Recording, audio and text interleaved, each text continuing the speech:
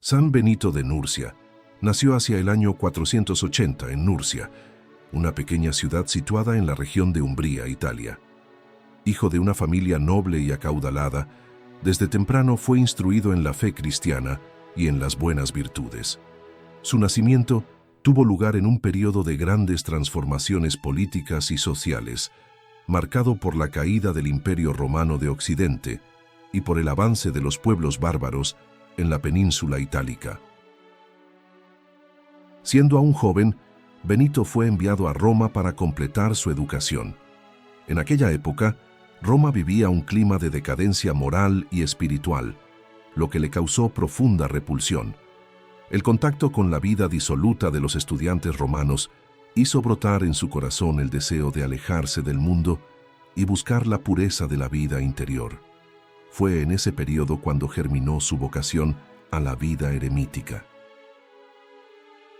Decepcionado por el ambiente romano, Benito decidió abandonar sus estudios y retirarse a una región solitaria.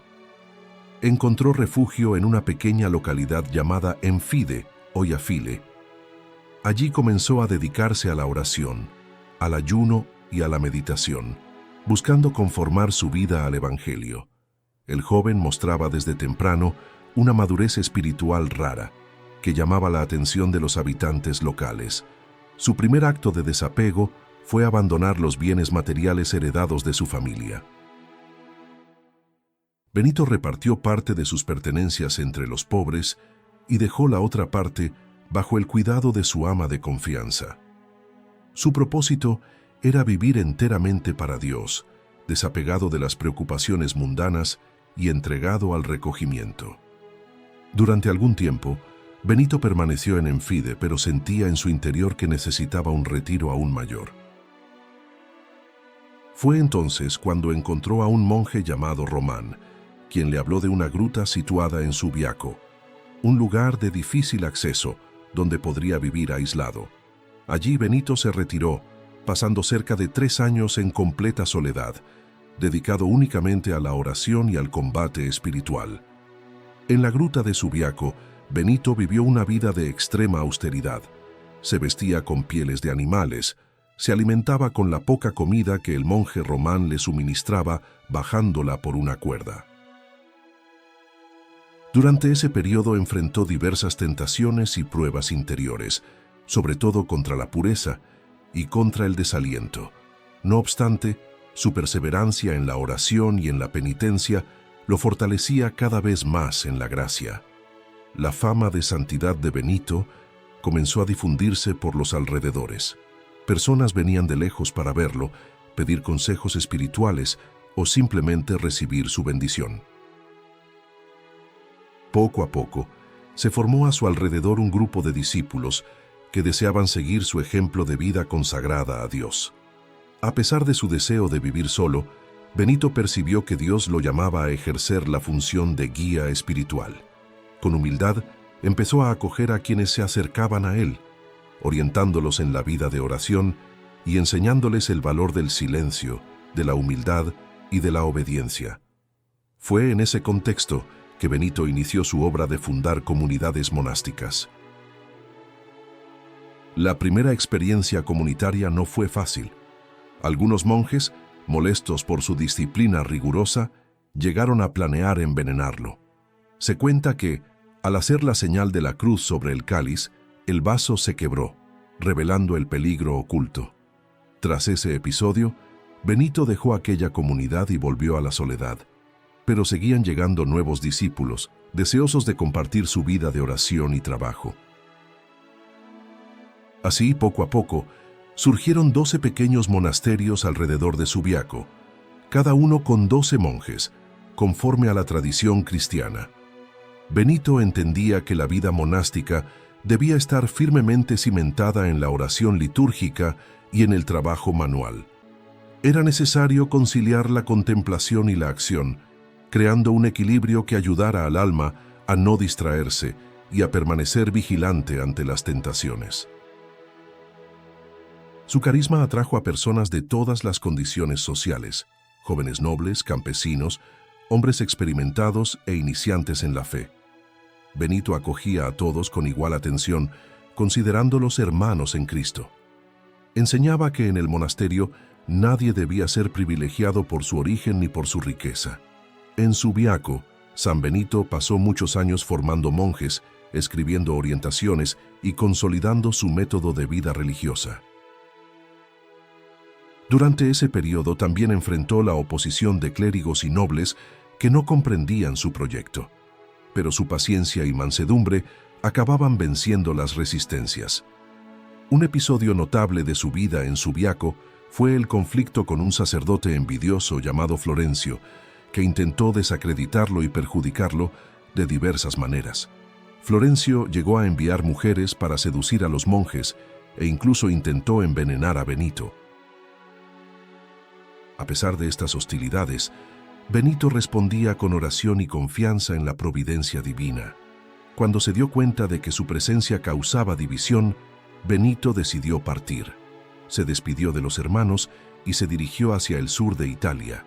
Allí, en un monte llamado Casino, encontraría el lugar donde dejaría su legado más duradero para la historia de la Iglesia. El traslado a Monte Cassino representó una nueva etapa en la vida de Benito. Era un lugar pagano, donde aún se rendía culto a ídolos. Benito, con celo misionero, derribó los altares paganos, destruyó los ídolos y comenzó a evangelizar al pueblo local. Su autoridad espiritual era tan grande que muchos se convirtieron al cristianismo. En Monte Cassino, Benito erigió un monasterio que se convertiría en el centro del monaquismo occidental. Allí empezó a organizar la comunidad de modo más estructurado, redactando una regla de vida que marcaría para siempre la espiritualidad cristiana. La regla escrita por San Benito, conocida como Regla de San Benito, es una síntesis equilibrada entre oración, trabajo y fraternidad. No era un tratado teológico abstracto, sino una guía práctica de vida comunitaria y espiritual. La obra de Benito en Monte Cassino ganó renombre pronto en toda Italia. Monjes de varias regiones venían a aprender con él y a llevar sus enseñanzas a otros lugares. De este modo, se inició la difusión del benedictinismo por toda Europa. Los últimos años de San Benito estuvieron marcados por intensa actividad espiritual y por dones extraordinarios, como la profecía y la lectura de los corazones. Muchos fueron testigos de sus milagros y prodigios, pero él mismo permanecía humilde, atribuyendo todo a la misericordia de Dios. Benito nunca buscó fama ni poder. Su única ambición era agradar a Cristo y salvar almas. Ese espíritu de desapego se convirtió en la marca registrada de los monjes benedictinos que surgirían en las generaciones siguientes. La santidad de Benito era reconocida incluso por los pueblos bárbaros que habían invadido Italia. Muchos jefes lombardos y godos respetaban su monasterio y lo veían como un punto de referencia espiritual en tiempos de incertidumbre. A lo largo de su vida, Benito enseñó siempre que la vida monástica era una escuela del servicio del Señor. El monasterio debía ser un lugar donde se aprendiera a amar a Dios y al prójimo, viviendo en comunión y obediencia. La expresión ora et labora, que significa reza y trabaja, resume perfectamente el espíritu benedictino. Benito creía que el trabajo manual dignifica al hombre y purifica el alma cuando se une a la oración constante. Al final de la primera parte de esta historia, vemos que San Benito transformó una vida de recogimiento personal en una obra que cambió el rostro de la cristiandad, fundando una tradición que atravesaría siglos e inspiraría a miles de monjes. Al llegar a Monte Cassino, Benito encontró allí no solo ruinas materiales, sino también espirituales. El paganismo persistía con fuerza, y muchos habitantes aún ofrecían sacrificios a los dioses romanos. Movido por el celo apostólico, Benito destruyó esos símbolos y dedicó el lugar a San Martín y San Juan Bautista, iniciando la construcción de una iglesia y del futuro monasterio. Para organizar la vida de la comunidad, Benito comenzó a redactar lo que se convertiría en su mayor legado, la regla. No era una obra improvisada, sino fruto de muchos años de experiencia, oración y discernimiento. Su propósito era guiar a los monjes a vivir en obediencia, humildad y caridad, de modo que cada uno buscara la perfección cristiana. La regla de San Benito no surgió de la nada. Se inspiraba en tradiciones anteriores del monaquismo oriental, sobre todo en los escritos de San Basilio y en la regla del Maestro. Sin embargo, Benito supo adaptar esas fuentes al contexto latino y romano, haciéndola accesible y realista para las comunidades de Occidente. Uno de los aspectos más notables de la regla es su equilibrio. No es excesivamente rigurosa, pero tampoco permisiva. Prevé disciplina, silencio y ayuno, pero también reconoce la fragilidad humana, invitando a la moderación y al discernimiento. Ese equilibrio es uno de los motivos por los cuales su regla se ha mantenido viva durante tantos siglos. Benito inicia su texto con palabras firmes y paternales.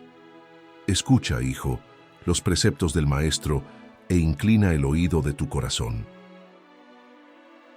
Esta invitación inicial revela el tono de toda la obra, una exhortación al discipulado sincero y al amor a Dios sobre todas las cosas.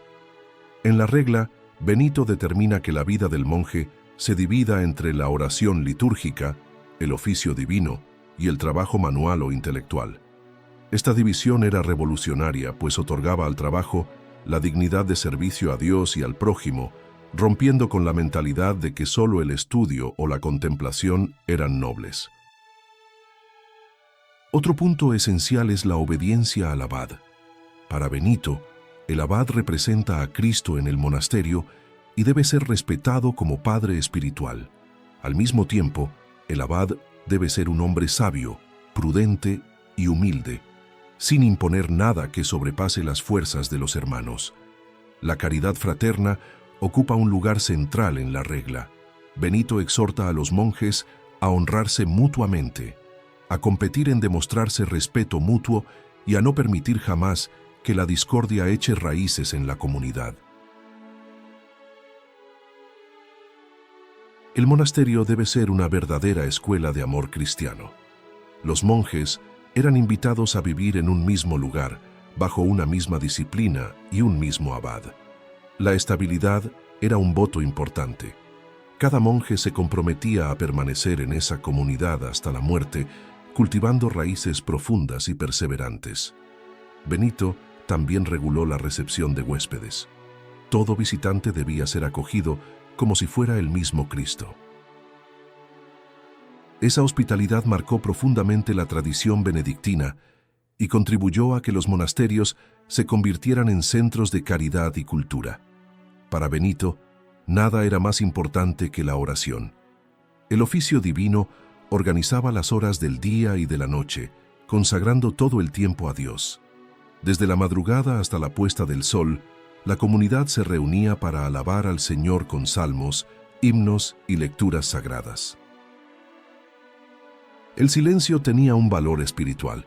No era solo ausencia de palabras, sino disposición interior para escuchar la voz de Dios. Benito sabía que la lengua podía ser causa de muchos males. Por ello recomendaba la moderación al hablar y el recogimiento del corazón. La regla también trata de la disciplina y de las correcciones fraternas. Cuando alguien cometía faltas, recibía una corrección moderada, buscando siempre la enmienda y no la humillación. Solo en casos graves había castigos más severos, y aún así, el monje no debía ser tratado con desprecio. El trabajo manual incluía agricultura, cuidado de enfermos, copia de manuscritos y diversas tareas que garantizaban la autosuficiencia del monasterio. Ese esfuerzo constante mantenía a la comunidad alejada de la ociosidad, que Benito consideraba enemiga del alma. El vestuario era sencillo, adecuado al clima y al trabajo. No se permitían vanidades ni riquezas innecesarias. Todo debía reflejar la pobreza evangélica y la sobriedad de vida. Los monjes hacían votos de obediencia, estabilidad y conversión de costumbres. Este último compromiso significaba empeñarse continuamente en abandonar el pecado y crecer en virtud. Para Benito, la vida monástica era un camino de constante purificación interior. Cuando terminó de componer su regla, Benito sabía que no era solo para su generación, sino también para el futuro. Escribió con claridad, sencillez y autoridad espiritual que trascenderían su tiempo. En Montecassino la comunidad floreció. El monasterio se convirtió en un faro de oración, cultura y hospitalidad, atrayendo vocaciones y peregrinos de muchas regiones. El ejemplo de los monjes inspiraba confianza y reverencia entre cristianos e incluso entre pueblos paganos. Fue en ese ambiente de intensa vida comunitaria que Benito realizó milagros, algunos registrados por el Papa San Gregorio Magno en sus diálogos, entre ellos la curación de enfermos, la multiplicación de alimentos y la liberación de poseídos. La fama de santidad de San Benito sobrepasó los límites del monasterio. Obispos, sacerdotes y laicos buscaban su consejo, seguros de encontrar en él a un hombre lleno del Espíritu Santo. Su discernimiento y su paz interior eran dones notables.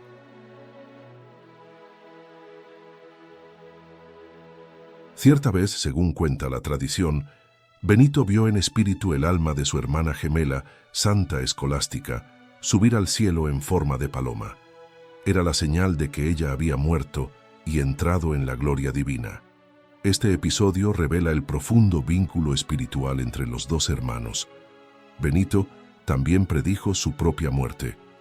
Anunció a los hermanos que pronto dejaría este mundo y pidió que prepararan todo para su sepultura. Sus últimos días transcurrieron en recogimiento, oración y contemplación. Poco antes de morir, pidió que lo sostuvieran de pie, pues quería presentarse a Dios en oración. Así, con los brazos levantados al cielo, entregó su alma al Creador, rodeado por la comunidad que tanto amó y orientó. Tras su muerte, el monasterio de Montecassino continuó creciendo en influencia espiritual y cultural. Los discípulos de Benito llevaron su regla a otras regiones, sentando las bases del monaquismo occidental que sostendría la civilización europea en la Edad Media. La herencia de San Benito llegó a ser tan importante que fue proclamado padre del monaquismo occidental y siglos más tarde declarado patrón de Europa por San Juan Pablo II, reconociendo así su papel esencial en la construcción de una cultura cristiana. Durante su vida en Montecassino, San Benito manifestó dones espirituales extraordinarios, que fueron atestiguados por sus monjes y por visitantes que venían de tierras lejanas. El Papa San Gregorio Magno, que escribió la principal biografía de Benito, relata que poseía el don de la profecía y de la lectura de los corazones, siendo capaz de revelar pensamientos secretos e intenciones ocultas. Uno de los milagros más conocidos ocurrió cuando un constructor trabajaba en la reconstrucción del monasterio y por descuido dejó caer una hoz al fondo de un lago. El operario, afligido, pidió ayuda a San Benito, quien tomó el mango de la herramienta, trazó la señal de la cruz sobre el agua y la hoz volvió milagrosamente a la superficie, intacta. Esta señal fortaleció aún más la fe de los hermanos. Otro prodigio registrado en los diálogos es la multiplicación de los alimentos. Cierto día, una multitud de pobres acudió al monasterio, pero había pocos panes para repartir. Benito hizo una breve oración, y al distribuir los panes, todos fueron alimentados y aún sobraron provisiones. Para él, nada era imposible cuando se confiaba plenamente en la providencia de Dios. San Benito también fue conocido por su poder de expulsar demonios.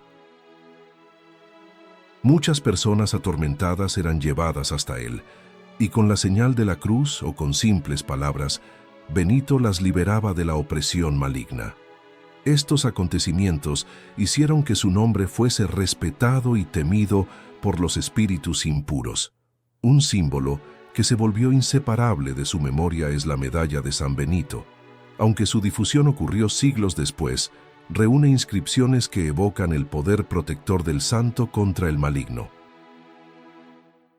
El famoso Crux Sancti Patris Benedicti, Cruz del Santo Padre Benito, recuerda la confianza en la fuerza salvadora de Cristo y la intercesión del patriarca monástico. La cruz y el cáliz quebrado, representados en la medalla, aluden al episodio en que intentaron envenenarlo. Al bendecir el cáliz, este se rompió revelando el veneno. Esta señal fue interpretada por los monjes como prueba de que Dios guardaba a su siervo de los peligros invisibles. Además de los milagros físicos, San Benito obraba verdaderas conversiones del corazón. Muchos hombres que llegaron a Montecassino llevados por el miedo o la curiosidad acabaron dejándolo todo para vivir la vida monástica. El testimonio de humildad y pureza de Benito tenía una fuerza de atracción irresistible. El monasterio se convirtió en un punto de referencia en tiempos de inestabilidad política y cultural.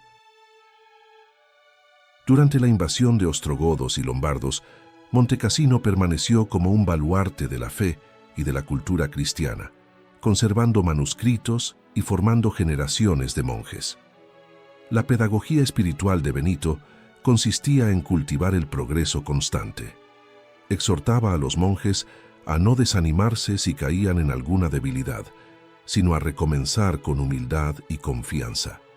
Para él, la perseverancia era el camino seguro que conducía a la perfección.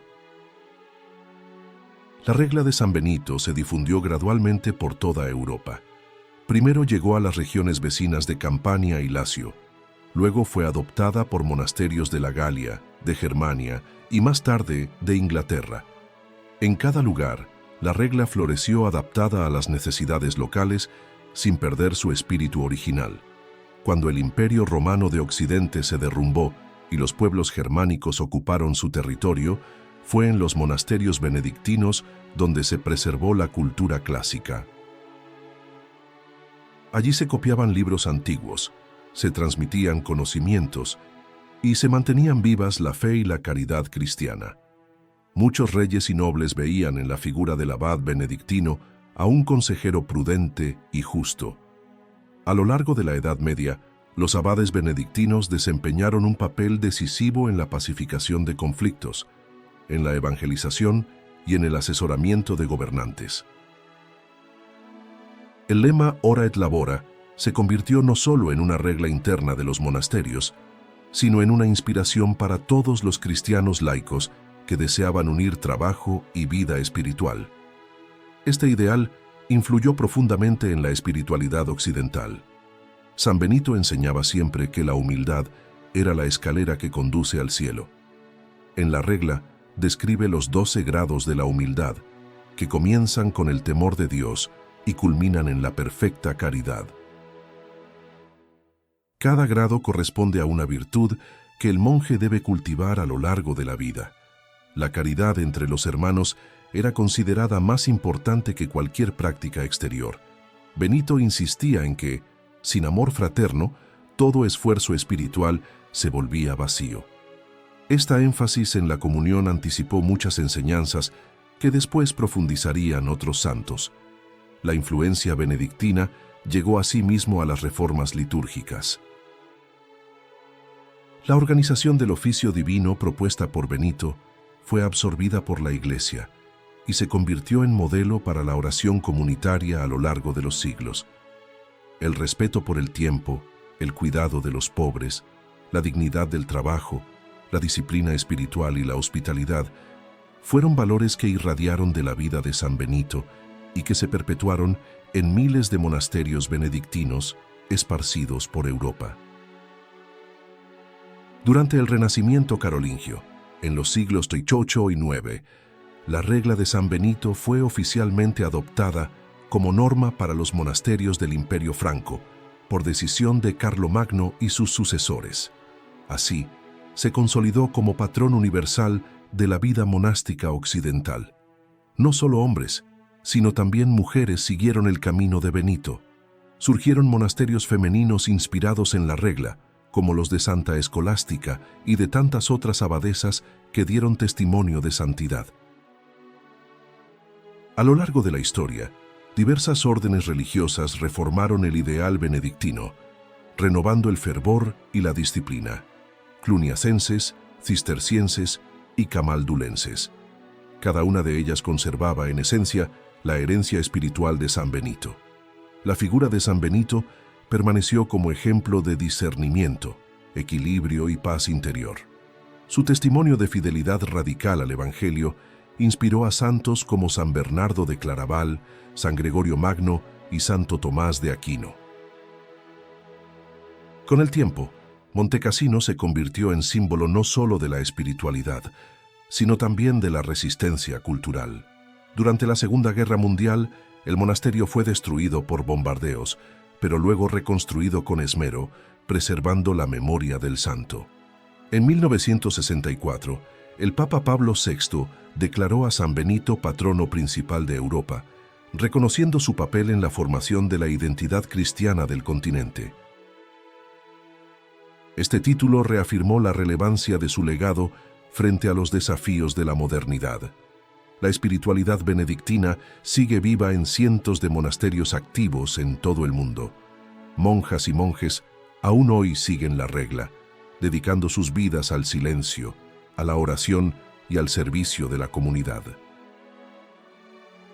Al final de esta parte, vemos que San Benito no fue solo el fundador de un monasterio, sino el creador de un modo de vivir que dio estabilidad espiritual, cultural y moral a Europa, plantando raíces que atravesaron siglos de historia.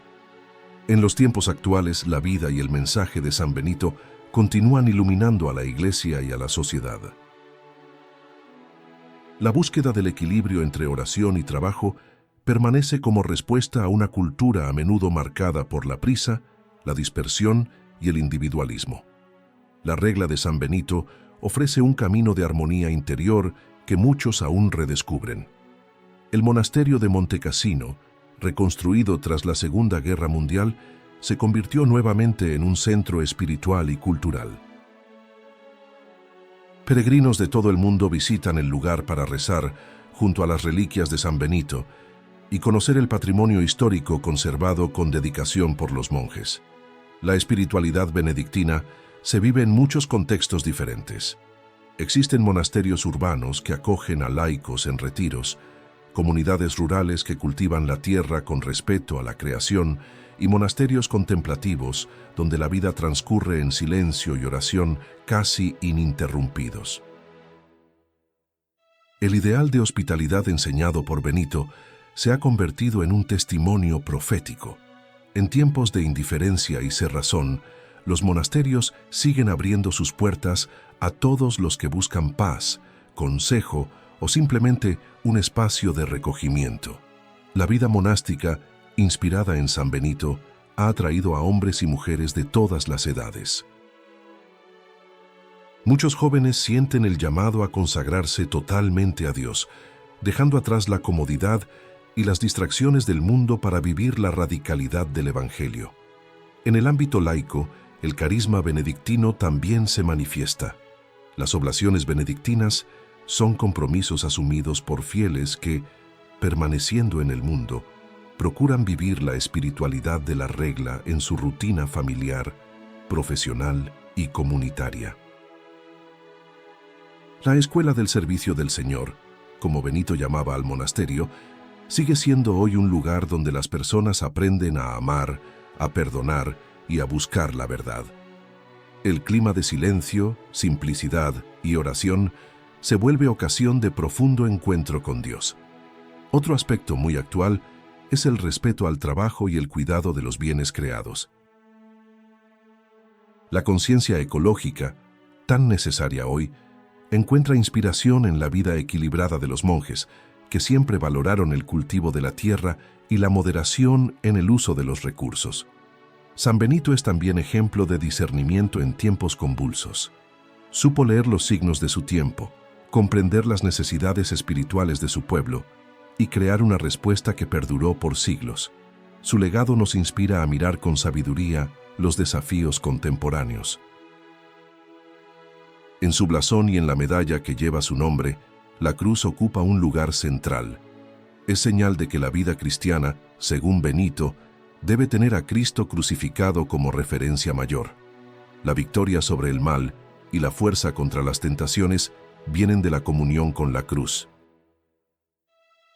La famosa inscripción Crux sacra sit mihi lux, non draco sit mihi dux, la Santa Cruz sea mi luz, no sea el dragón mi guía, es hasta hoy oración de confianza y defensa espiritual repetida por fieles de todo el mundo. La regla de San Benito fue adoptada no solo en monasterios católicos. Algunas comunidades anglicanas y luteranas también se inspiraron en ella, reconociendo su valor universal como camino de vida cristiana comunitaria. Durante el pontificado de Benedicto XVI, cuyo nombre papal homenajea a San Benito, hubo un renovado interés por el monaquismo. El Papa emérito valoraba el legado benedictino como pilar esencial de la identidad europea y de la vida contemplativa. En muchos países, San Benito es venerado como protector contra los peligros espirituales y materiales. Su medalla se usa como sacramental de protección, siendo bendecida según un rito específico aprobado por la Iglesia. En las crisis sociales, políticas y morales, la figura de San Benito reaparece como luz orientadora. Su testimonio de firmeza, serenidad y confianza en la providencia inspira a las comunidades cristianas a no ceder al desaliento ni al odio. También en el diálogo ecuménico, San Benito ocupa un lugar destacado. Su legado es punto de convergencia entre diversas confesiones cristianas que reconocen el valor espiritual y cultural de su obra. La regla enseña valores indispensables al mundo moderno: moderación, equilibrio, escucha, respeto mutuo y prioridad de la búsqueda de Dios sobre todas las cosas. Son semillas de esperanza en una sociedad frecuentemente carente de sentido. El valor de la estabilidad tan caro a San Benito contrasta con la mentalidad contemporánea de cambios constantes y superficialidad.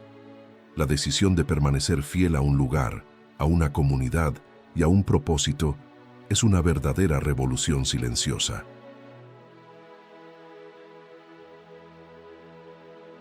En la vida familiar, muchos padres y madres redescubren que la rutina ordenada, el respeto al ritmo del día y la oración cotidiana transforman el hogar en un pequeño monasterio, donde se aprende a amar y a servir. En los estudios teológicos y espirituales, San Benito ocupa una posición relevante. Su regla se analiza en universidades, seminarios y cursos de espiritualidad, siendo considerada un clásico de la literatura cristiana.